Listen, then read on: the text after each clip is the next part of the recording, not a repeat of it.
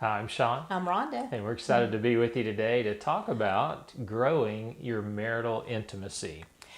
What in the world is marital That's a intimacy? good thing. So, intimacy is defined as depth of relationship marked by warm friendship, familiarity, and close association of a very personal and private nature. That's a mouthful. It is, but let me clarify. Yeah. A lot of people think marital intimacy is sex.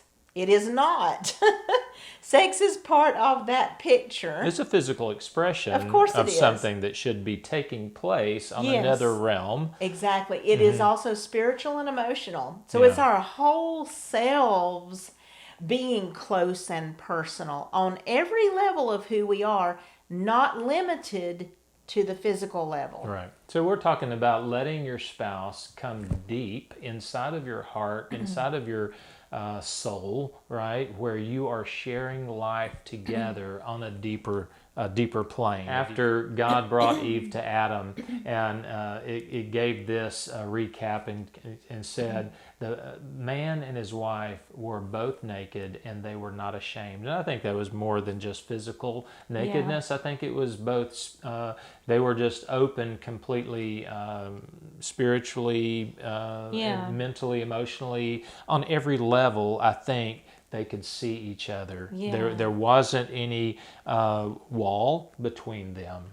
And what happens after couples get married and there gets to be a little bit of distress going on, they begin to withdraw. There's a distance that begins to develop, and it's an increasing distance if they don't intentionally stop it, intentionally keep connectivity, and they begin to cover and protect themselves from the pain that they experience when the spouse comes across in a way that feels to the other person like a disconnect, a disrespect, a lack of love. You're not noticing me. I feel alone and isolated. This kind of wall is kind of like building. If you ever watch a building go up that's made of blocks, and they're just laid one block at a time. And so many times this is happening so gradually in a marriage that they don't really realize that one block was laid, and it's kind of like, oh, okay, I can still see you.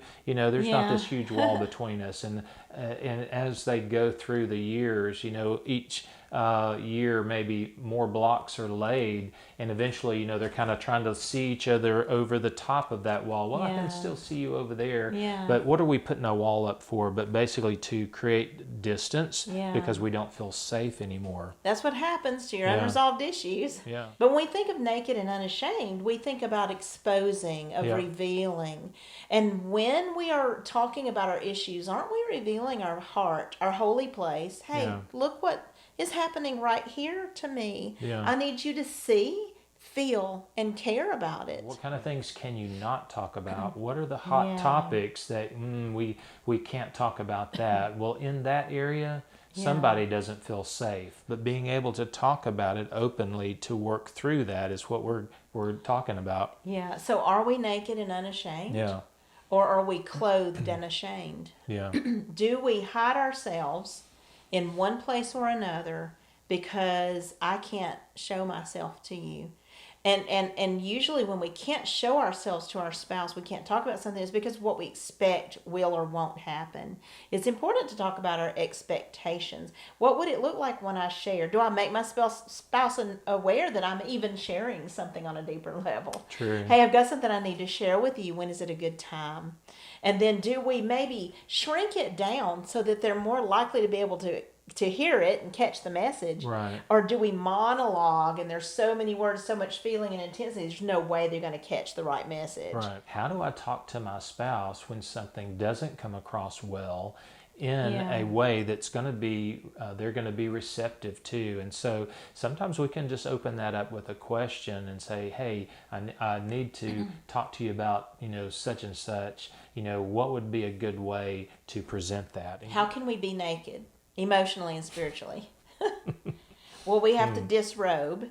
We have to first think the other person would even care, because if I disrobe and nobody notices, why would I even bother, right?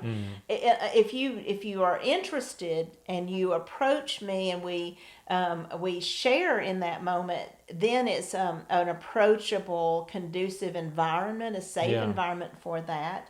You don't expose yourselves in front of just anybody, True. but with someone who would be close enough to get that level of exposure.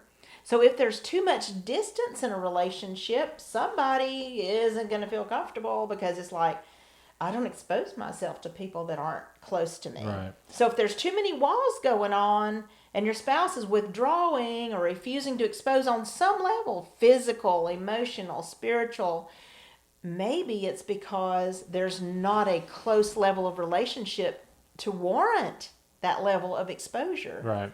And of course, there's great symbolism here. You know, we want our spouse to feel open, to be unclothed emotionally Right. around us, and vice versa. So we want to be able to share on the deepest level, and there not to be any, when it says naked and unashamed, it's like there's no, ashamed would be that pulling back. I'm not sure if I want to go there. Right. If it's unashamed, it's like I feel totally no reservation about it.